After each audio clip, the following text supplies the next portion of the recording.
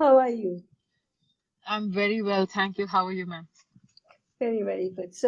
I am not doing like a formal introduction about you, except that Right. I'm sure all our viewers know that you're this wonderful playback singer, you're a voice actor, television presenter, and radio jockey. But I want you to tell us something about your company, which is the Blue Elephant.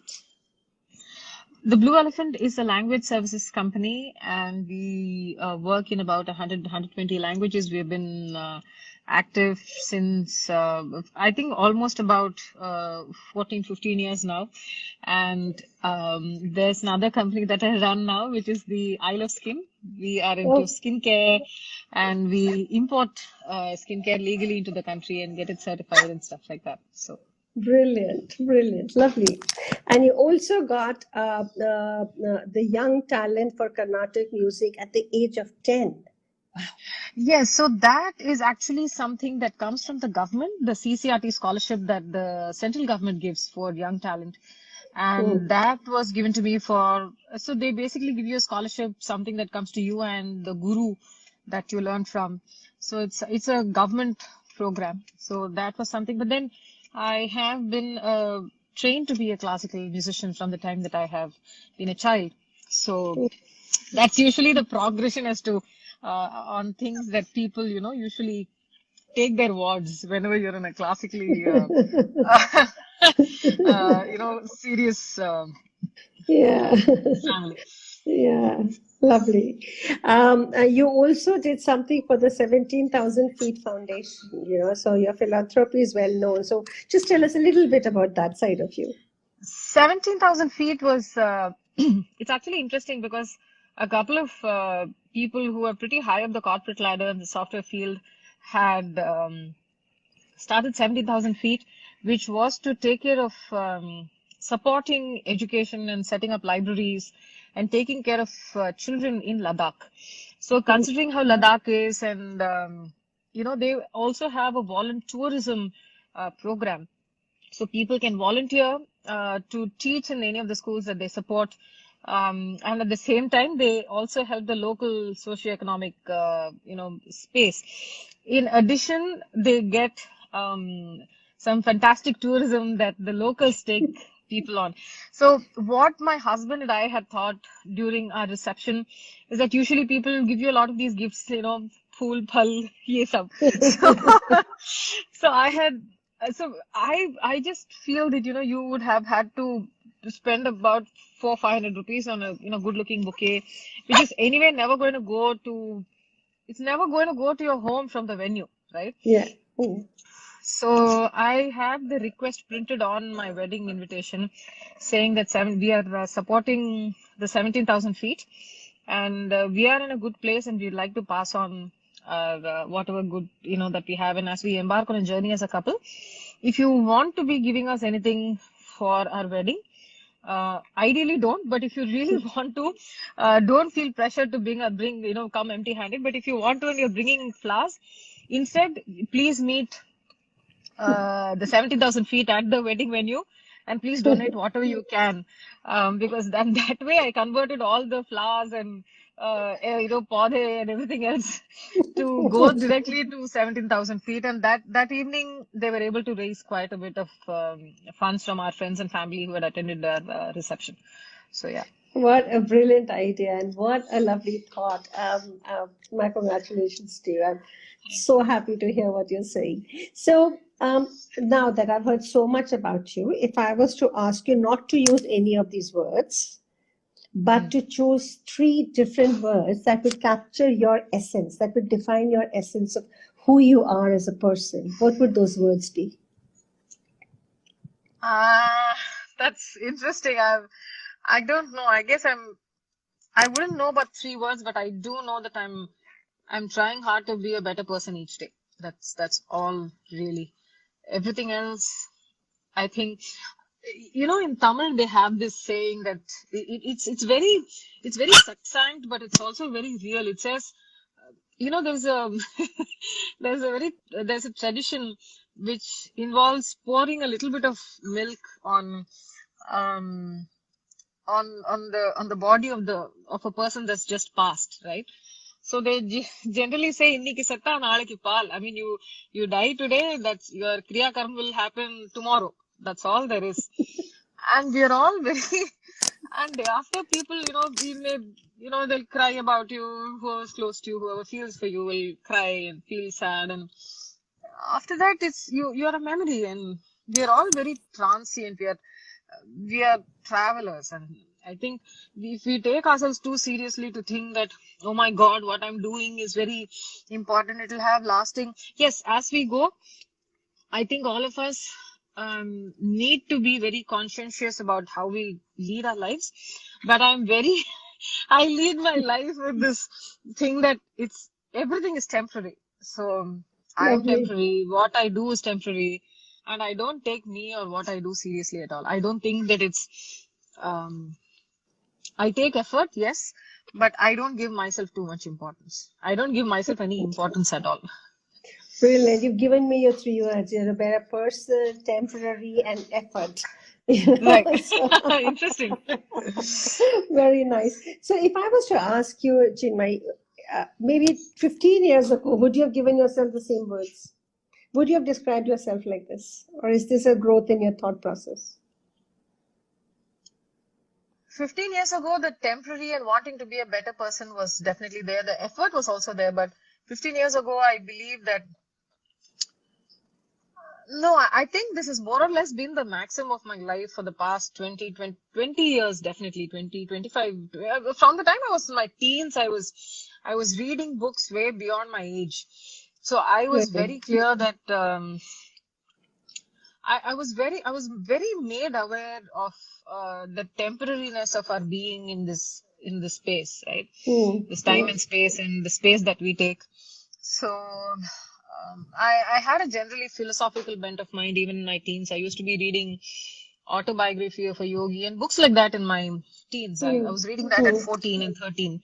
So I Hmm. was, uh, and I guess I was basically drawn to these topics a lot more. Generally, the quest to know why we are doing what we are doing and why we are here, sort of a space.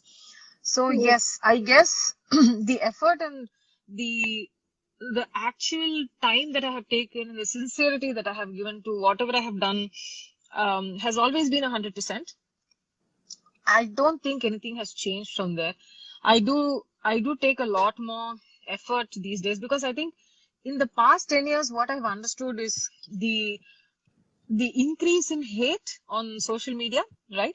On this platform, when you're vocal and then you have an opinion, and the cancel culture, we are not in a position to even understand or um, think that people could be very different from what they were earlier, right? We evolve when we grow. But people are so intent on finding somebody who said something today that they didn't like and then go back and dig tweets from 15 years ago and say, you said this then, you said that then, shame on you. All of that starts coming up. So it's very interesting how society has become, at least the society that is actually using social media as a tool to understand and drive social debate and dissent, debate, however we would like to call it, or social media conversations. Conversations. It's going to be very. We are actually not having any conversations anymore. It's very. You said this, I said this. That's all. That's all. Cancel, cancel. It's. I mean, imagine two of us are sitting here talking to each other. We wouldn't say half the things that we say on social media. Random name callings. I mean, even if you just generally scroll through the comments that you're getting here, a lot of Yes. it is abuse directed Yeah. at me. So that's how it is. That's how it Yeah. is. Yeah. So, does this bother you? It did. It definitely did. I think all of these people, uh, we have had to take people's advice on why this happens, and then the first thing was to not take it personally, and the second is hurt people, right? So it takes a lot of emotional and mental growth Hmm. to understand that somebody is hurting you because they are hurt themselves. Basically, completing the circle of abuse, of the abused becoming the abuser. right? Yes. That's a constant. And even if you have read this book by Paulo Freire called The Pedagogy of the Oppressed, he speaks Yes. about the oppressed oppressor continuum until and unless Yes. one fine day, because he said it so succinctly, he said it so beautifully, Yes. saying both the Yeah. oppressor and the oppressed are in a similar dehumanized state. But the Yeah. oppressed does not understand that, and he however does say in the following lines that it becomes somehow the duty of the oppressed to raise both himself and the oppressor from the dehumanized states. And I was like, this is expecting too much from the oppressed. How much और कितना क्या मांगोगे आप बस? ये भी करो, oppress भी हो जाओ, और अपने आप को खुद को भी यू रेस योरसेल्फ और ऑपरेसर को भी रेस करो. अरे यार, इतना फिलोसफी तो मुझसे नहीं होता.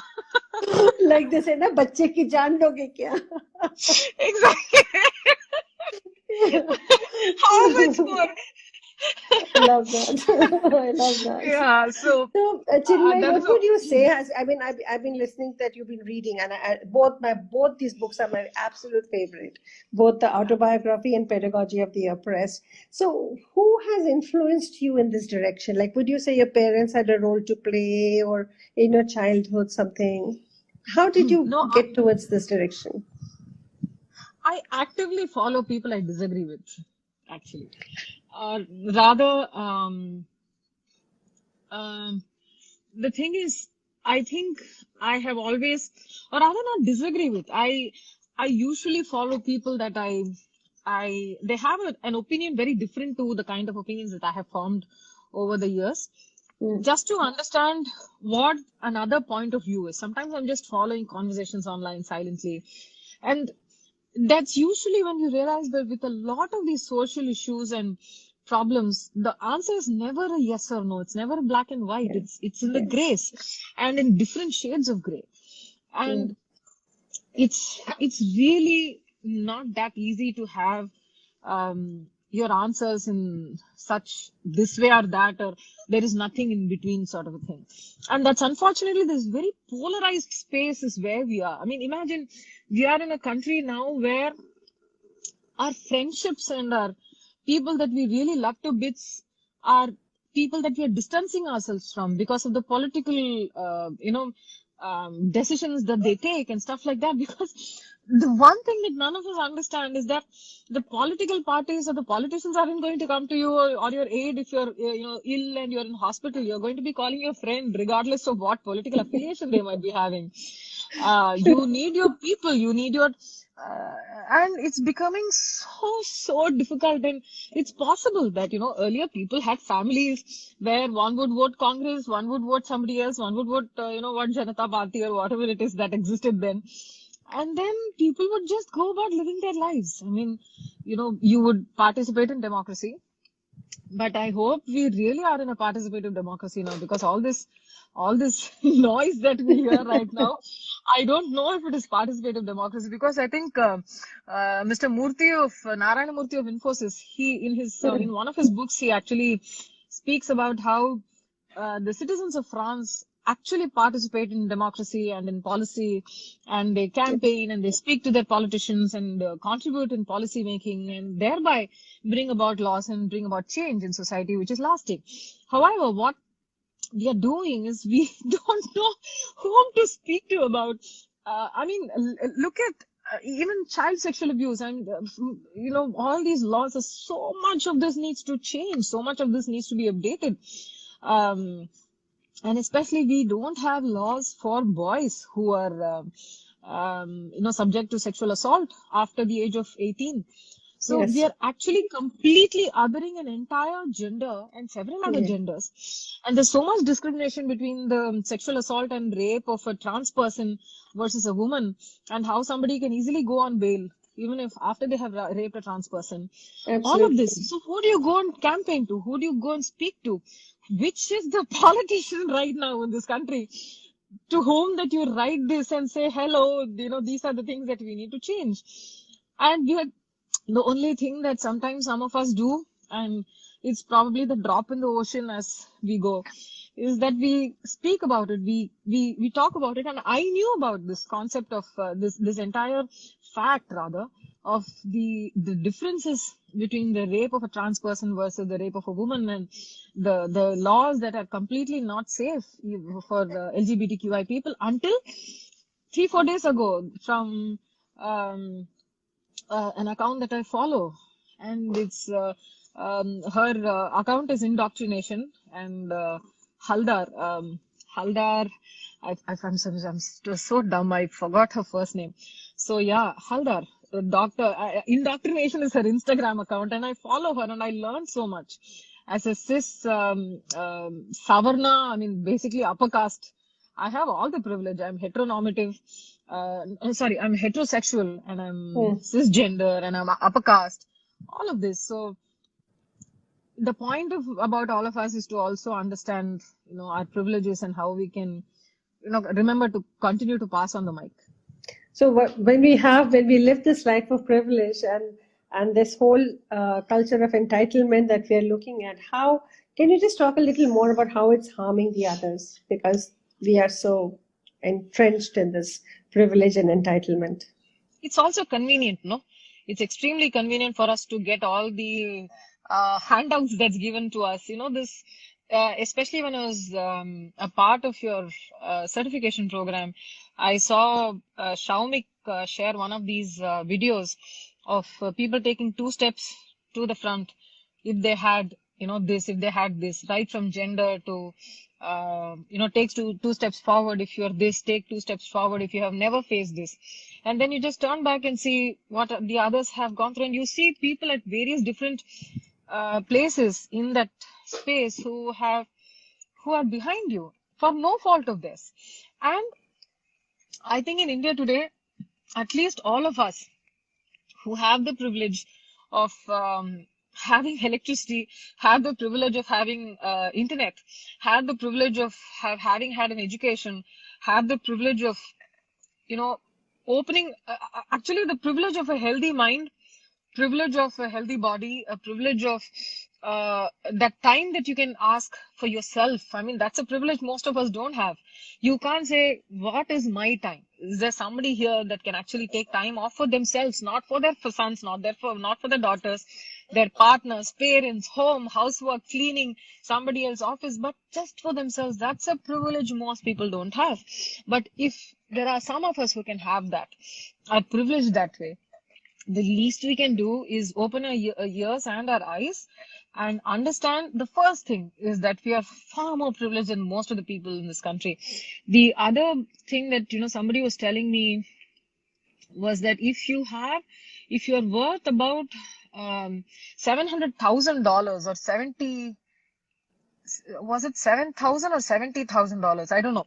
Let's just say I'm saying $70,000. If you're apparently worth $70,000 or 70 lakhs or something in today's India, you're in the top 1% in this country.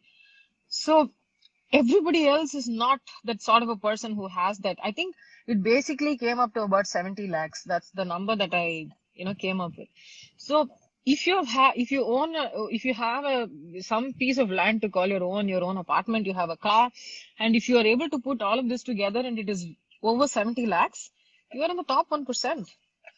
And the advantage of that is something that you can use to see how you can probably make something better in your workplace, in your general everyday existence. How can you make something better for somebody else?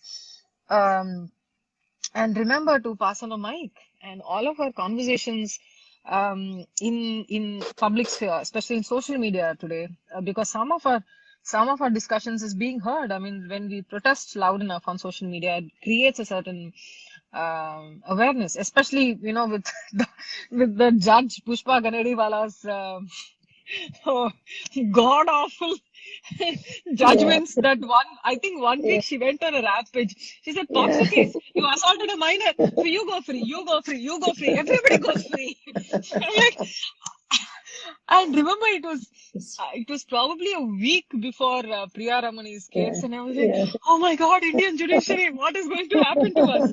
So, skin on skin contact is not there, molestation Yeah, didn't happen. So, yeah, you see the patriarchy, and I saw this other article a couple of days ago which said, um, don't blame the judge for being patriarchal, but look at the patriarchal judicial system in general, right? And how do we start educating? Who's going to educate the judiciary? I know there are a lot of organizations who's been working there in educating the legal yeah. And that's people why we and do have these. another voice. So it's not just this voice. And because of all Yeah. the work that has happened on gender equality education for the judiciary, there is this other voice, which is actually combating this internalized misogyny that we're talking about over here. But I Yeah. very quickly want to just bring you into that because you're talking a lot about equality and you're talking a lot about pass on the mic. So Yeah. and do something for the other because you come from a place of privilege and entitlement. So how is it that you can do something for someone else? So just a little more like call to actions that you would give out when you say pass the mic. What do you mean by that? I definitely believe when I say equality, I actually also mean equity because equality, we are not all given equal opportunities, and we need to first understand that. Yes, it would be a great world if we are all equal, if we are all born in the same type of house, given the same type of water and food, and same type of parents, like literally cookie cutter. Same cookie is handed out to everybody else, and then you are you're just using whatever has been given and take it forward. But that's not true. Some of us are born in better homes. Some of us are born in peaceful homes. Some of us are born in violent homes. Some of us are born in homes where one parent is either missing or has passed away or is the parents are separated. We need to understand the concept of equity and justice based on equity. And all of us do not need the same tools to achieve the life goals that we need to achieve. And somehow, a lot of us who are privileged tend to get very angry when equitable steps to maintain social equity are given out, especially with regard to um, reservation or everything else. And I will be very honest here, as somebody who was upper caste and part of this entire system, I didn't understand reservation. I thought it was very unfair at one point in time. And then there were people who were very kind. Actually, they didn't cancel me. They weren't angry with me. They said why, and I was appalled at why I had those opinions in the first place. I was appalled. I was disgusted at myself. But the point is, yes, I had them. I'm aware of the fact that I had them. I'm aware that it was a mistake. And how do I become better every day in and day out? And I would definitely, if it's a call to action, I would only say this. Step one is understanding your privilege. Step two is understanding that everybody is not given the same um, set of advantages that you think that, has been given. And step three is to be very aware, to keep our eyes and ears open, to read. Please read. Social media is not reading. Read from various people. Or at least if it's just about social media, please go and follow people that you don't agree with at all. I mean, let's say you say that you're right wing and you're very Hindu and you're looking for a Hindutva, sort of a country. I'm asking you to go and follow somebody who's left leaning. You grow your mind and you grow your mindsets in a certain way, and it is not as if people are bad and good and they do this. I think the only people I would actually say um, who are doing the crime despite the fact that they know that they can't is sexual violence and sexual abuse, especially on children, right? I feel no. But then there are other people who also say that there are people who are just wired that way. Then what do? We don't have, we don't have answers the way that people would like. A lot of this will take years of discussion, but do we have the time? How many children are at risk, right? So I would say understand your privilege, understand that social justice needs to be equitable if we have to attain and achieve the sort of equality that everybody is wanting, even with our health and our mind, right? We are not all given the same set of tools. Our Absolutely. minds function differently. We are, especially with books like The Body Keeps Score, we have psychiatrists and people who have been researching PTSD saying that entire communities suffer trauma and the trauma gets passed on. Yes. So how can my trauma be can be the same as the trauma that a Dalit sister faces? It can't be. So when you're talking about trauma, I mean, what do you think about the trauma that people have after an experience of sexual violence or sexual abuse, sexual assault? Do you think it's ever possible to overcome that trauma or what do you think about it? I believe it is possible to heal. I and honestly, it is very, very 100% possible to heal if the family just understands that the shame is not on the side of the survivor. The first step to healing is that. The first step, actually, the trauma is 2 or 3-fold in our country. The first thing is the trauma of the sexual violence itself, which you can heal just like and this is saying with my limited knowledge as on this date. I am hoping that if I'm wrong at this given point in time, I hope that somebody will tell me that I'm wrong and I will stand corrected on that. But I'm always in that space. I could be always wrong, right? I definitely believe that the trauma of the sexual violence can be healed at a physical and an emotional and a mental level with modern medicine, with therapy. But the trauma and the victimization that survivors face, especially with family, with society, with friends, oh my God, this happened to you, then it must have been your fault. I think that is a greater trauma that most of us don't really heal from. So The anger. what do you think is a safe space then? What kind of a safe space do we need to create for everybody? We all need to be holding space for survivors. The first step is to believe survivors. We can investigate, we can ask questions, we can figure out what happened, get the details and get down to the last comma and the period of it all. But the first thing is to hold space for somebody and give them a safe space to speak up, give them a safe space where they're not going to be called liars. And if that is done, the future of them healing from the trauma, what action they want to take on that is completely up to them. That is the second thing. What a survivor does with something that's happened to them is a call that they need to take. It's just like any other injury. Today, I might want to go to either this doctor or that doctor, and I might say, no, I want to do pranic healing, or I want to do Ayurveda or Siddha or naturopathy, or I'll go to the US or go somewhere else. I'll go to Japan. I'll do yoga, whatever else. But as a human being, I have the choices in front of me to take whichever path I want to healing, even my actual physical body, right?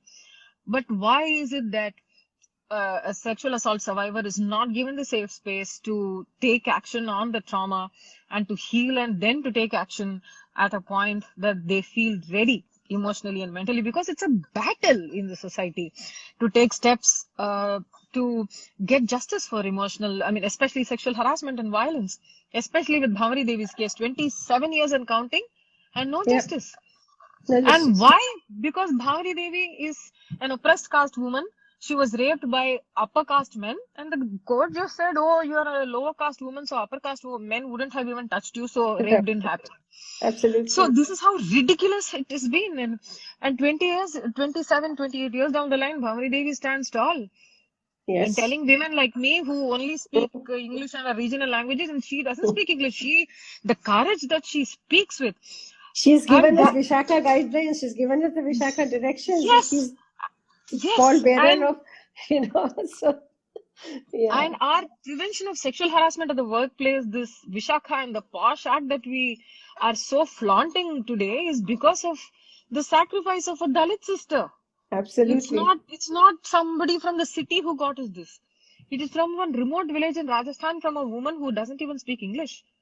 Absolutely. And then Naina Kapoor, who believed, when I met her. Yeah, and Naina Kapoor, who believed that the behavior that happened before the sexual assault is what really needs to get a definition for. So thank you, Naina, and thank you, Bhavari, for some movement that we have in this country here. But I want to bring you very quickly into child sexual abuse again, Chinmay. So you've been talking about that a little bit. So what do you think is the prevalence of child sexual abuse? Do you have any sense of that? Do you think it's rampant? prevalence of child sexual abuse? Do you think it's rampant? Do you think It's rampant. It's rampant. I yeah, have been groped at least 8, 9 times by adults by the time I was 18. When I was asleep, I think my youngest was when I was 7, and then 8, then maybe at around 12, then 13. Yeah, yeah. And all of these, and I'm not even counting the times in your bus and your, public transport and people. And if you wear your, the t-shirt, I mean, the school shirt that we would wear and the pocket that it would have in our shirt. And when you're prepubescent or just about starting a menstrual cycle, and there are these men in stores who will actually put their hands into these pockets to see if there is any money in there. You would go to just buy a pencil or an eraser, and they will reach out into your pocket to pick up the money, right? So this is if you had to count all of that, it is, I think I've lost count of, yeah. and that is true for girls. And I did not know until I went to German class, and there was this classmate who said we were just generally talking about, and I think it was an era when people used to laugh about molestation, right? We have thankfully become a society where we no longer make fun about sexual harassment, because that was this general societal norm to joke about, ha ha ha, yeah, I also got groped, sort of a thing.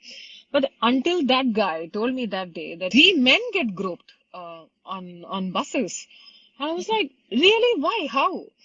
And I think he was 20, and he was to talk about, I mean, he took the public transport, he took the bus to class, and he had an experience almost every other day by an older man on the bus route. And who would he speak to? Who would he call out? And if I were a girl, at least I have the chance to probably tell an auntie next to me saying, Auntie, that person is doing something to me. And an older lady would, probably just shift seats or do something like that. But what sort of a society have we created for men to speak up about this? So I think before I even hit 18, any child, and sometimes it starts from the home. For so many people, it's Yes. a relative, it's a grandparent, Yes. it's a father, it's an uncle, it's a brother. And it's sometimes, sadly, it also happens in a place where the cousin or a brother is curious. He's at an age where he's curious about sex. He's curious about reproductive organs. He doesn't know what he's doing, and he doesn't understand that what he's doing is actually groping a child. And they realize this much later. The problem here is, that's what I said. In such a case, let's say there is a 13 or 14-year-old boy who's groping a 7-year-old sister. He does not understand that what he's doing is a crime. And here, it's not a black and white case where you can say, okay, this boy needs to go to jail. No, no. It's a case of the boy not knowing better. Because parents in India are so prudish and not telling them exactly what to do and how, what sexual, growth is all about, and that it's okay and natural to be curious about sex. All of So this, what's the call for leads to action over here? What can be the call to action? sex education. The call to action is sex education. Have open conversations at home saying that it is okay to be curious about sex. Your body is nothing to be ashamed of. Your genital organs are nothing to be ashamed of. If someone groped you, just say, somebody groped my breast, somebody groped my genital region. Based on the age of the child, you can have this conversation, and this will not ruin the innocence of the child in any which manner. It's not going to make them so curious about sex that they want to try it. That's not true. That's just a very, very, I'm sorry, but idiotic concept to have, that people say this is not Indian culture. But Indian culture was not so prudish. It really wasn't. If we have to go back just about 100 years ago, women in India didn't wear blouses. So if you had to follow Indian culture, wear dhoti, go off from wearing blouses, no? You don't need these clothes that are covering us completely. This is generally the clothes that the Victorian era brought into India. Blouses That's were introduced by the British. So how many people that's know that? So this that's is what I would say. Let's tell children that it's okay. There's nothing in your body that you need to be ashamed of. It's okay to be curious about all of this. And at different age groups, as children grow older, take them to therapists, take them to doctors, and tell them that this is okay and this is okay to do, and there's nothing shameful about a lot of women. There is an age, and there is a right way of doing this, and understanding consent. the most important thing, teaching them about consent. And how does it start? It starts at home. The parents have to respect the no for simple things that the children will give them. You can't force, and it starts from, strangely, food. You can't force feed your child. The child says no, don't force feed. And they learn consent in this way. So if somebody says no, you keep pushing it down their throat. What the heck? Right? So it starts from that. Right from, Right. and this general Indian culture of obedience and total obedience, and the lack of individual self. All of that is definitely an issue that we need to change, and we need to continue to talk about it, despite our sanskari uncles and aunties not agreeing with me. I love that. And I I love say you. I love sanskari you. uncle and auntie is like across age groups. I think it starts at 16 these days. All the sanskar is rolling over on Twitter. अरे ये संस्कार नहीं, आप ऐसे कैसे बोल सकते हो? आप ये हो, वो हो, कौमी हो, लिबरल हो, आप खालिस्तान चले जाओ, पाकिस्तान चले, अरे यार ये पाकिस्तान क्या है? Lovely. So, Chinmay, did you manage to see that movie that we had shared with you? Yes, In which I had actually seen it in the certification okay, all right. also. So just very quickly, in that movie, there's this young 5 or 6 year old boy who has Yeah. disclosed to his young teenage sister that his chachu has been doing sexually inappropriate actions with him. So going forward from there, what do you think will happen after that? Like, this is the end of the movie, the disclosure, but what do you think will happen now? Will the sister talk about it, not talk about it? If I were the elder sister, I'm going to talk about it. I'm going to tell the brother that this is not okay, that what Chachu has done is not okay, and that it's not his fault. आप अच्छे बच्चे हो and you are the world's best boy, but this is not okay for an adult. And then I would tell my parents and make sure that Chachu does not have access to my brother. Brilliant. This is hoping But that do you my think parents this will will, listen to me. yeah, hoping that. That's what I was going to ask you. But do you think this will really happen? There are a couple of times that I have been able to intervene in a couple of these cases earlier. Both times the minor reached out to me on Instagram saying that in one case a grandfather and in one case an uncle was molesting them at home. And I was able to reach out to one of their parents, and both families were unbelievably beautiful. They immediately knew what exactly to do. They took steps, which is why I believe now that the child seems very, very happy now. But a lot of these things that, how will trauma manifest later in life is something that we wouldn't know. A lot of women today complain of vaginismus, which seems to be a trauma response to sexual abuse and sexual assault in young age, right? And a general dislike to anything to do with sexual intercourse, right? Which is why I think the entire concept of sexual intercourse, everything to do with pleasure for the man is basically denied for the woman. It's basically shame. It's not supposed to be enjoyed by the woman. And if you do, you're not a pure woman. You're not a Sati Savitri. You're not a culturally straight woman. You are an impure, witch. Right? You're not supposed to do all that. So all of this, there's so much of unlearning we have to do as a culture. And I believe if I were, at least in these two cases, the parents were great. So I'm going to hope, based on my personal experience, that the parents would listen to me and kick out Chachu. Brilliant. And we want more and more parents to hear this, and more parents to take that thing. So I'm going to ask you, as I come to the end of this session, what would be one smart action that you would take personally to build safe spaces for others? Like you said, pass the mic. So what would be your smart action? You know what smart is: specific, measurable, achievable, realistic, time bound. I have, especially with regard to passing the mic, I have actually been asking for representation on panels from non-Savarna, activists.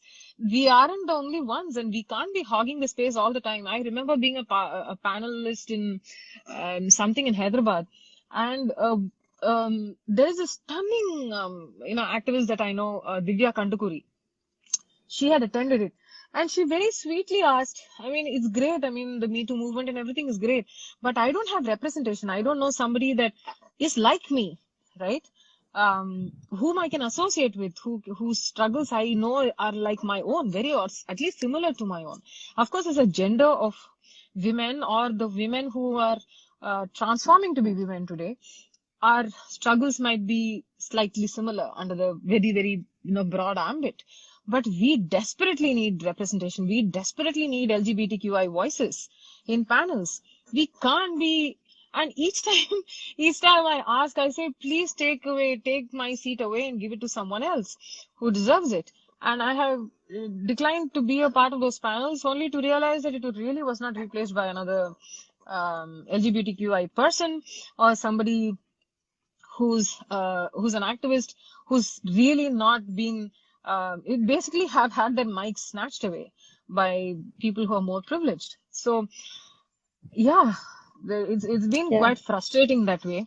So sometimes I wonder, should I continue to deny these opportunities that are given to me only for it to be taken by a man, or do I just take it anyway and speak about it on stage saying we need more representation?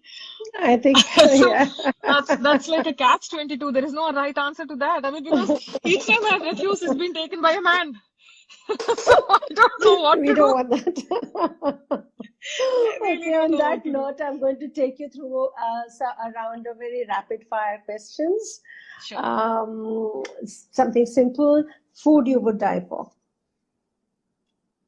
Home food, comfort food. Me too. Animal you adore. Oh, my pets right here. They're right here. Ah, Essentially sweetie. sleeping. Lovely. What's your dream destination? A safe home, no? Home, Safe always. home. I like the Safe safe home for home. everybody. Perfect day. Perfect day. Would be a day without abuse on social media. All right. I will wait for that. Rains make you feel. Hot cup of ginger chai and just generally sit and read. Lovely. I know you like to read. Wow. I must get your book list some point. Yeah. Sexually, you are Heterosexual. Straight. equality for you is Equity. your safe spaces Home. and your magic wishes. A world free of sexual violence for all genders. Lovely. I love that. And what your party words are? Be kind. Be kind. It's already a very cruel world. Just be kind to somebody. It sometimes this cruelty that you say in the comment section or a tweet or something like that might actually be that one thing that might push somebody over the edge and you wouldn't even realize that you've done that. Just be kind. Yeah. Yeah, I like that, because you wouldn't ever realize you've pushed somebody off the edge. Yeah. That's true. That's so true. And then we had this lovely Robert Frost poetry. But anyway, so I really want to thank you. The safe space sessions are really important for us. This is a campaign that we are running from SBox for the Rakshin Project by Sakshi. And you know about it, that the Rakshin Yes. Project is this initiative that we have with the Ministry of Youth Affairs and Sports to skill build one young adult in each home, 18 to 22-year-olds, who can recognize, identify, address, de-escalate, report, and most importantly, resolve sexual violence within their families and their communities. And actually, the purpose of this campaign is to make visible that 90% of child sexual abuse is actually taking place within the families and the trusted circles, and Yeah. less than 50% gets reported. So Yeah. we can't just keep talking about stringent laws and things, because like we've been talking about that, things are not black and white and they don't It's not necessarily black and report white, it. and the judicial process kills you in this country. It will kill you. You'll wonder, Absolutely. why did you even do that? Why didn't you even take that court case, kacheri? Oh no. But it needs to be resolved at the home front. That's all we need. We just need to So be resolved at home yeah. and we are safe for the rest of our lives. Absolutely. And you know what? I mean, these conversations, especially this conversation that we've had with you, I think this will really amplify the message and give call to action to people to understand why child sexual abuse does not get reported, what to do if it does not get reported, what is the role of family and bystanders. I think you answered many of these questions, and I hope more and more people listen to this and kind of take some cues, some call to actions going forward. I very quickly want to take this opportunity also to share that we are running a ongoing crowdfunding campaign with Give India, where every 1,000 rupees which we raise goes towards skill building one young adult and making one home safe. Oh, So lovely. please do share this interview and this 100%. conversation. And I want to welcome you into the world of Rakshans, because Rakshan for us is someone who is committed to preventing harm and sexual violence. So would you call Yeah. yourself a Rakshan? I can't call myself a Rakshan until I have been trained by you. So I'm a Rakshan in the making. So please tell me how to sign up. I will take the training and then call myself a Rakshan. Until then, it's not Yeah, fair. great. So you sign up as a Rakshan for us. I will. Thanks, Chinmay. Do you want to Thank just you so hum a much. little? Do you want to just hum a couple of lines? I've got so many requests over here requesting you for this couple of lines. Yeah. बन के तितली दिल उड़ा उड़ा उड़ा है कहीं दूर